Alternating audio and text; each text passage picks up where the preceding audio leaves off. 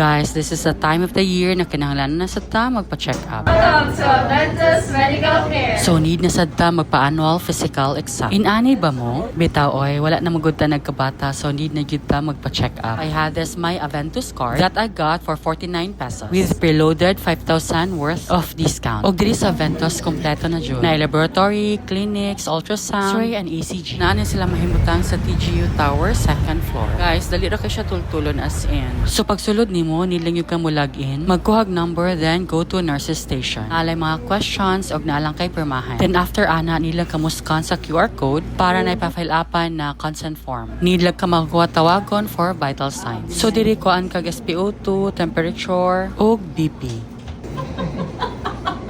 Pila siya? 140 dahil. Tuod-tuod, gibalikan lang ko og BP, visual acuity, height, and weight. Oh my God, taas itong BP. Mo na ni ang resulta sa sige na itong kaon.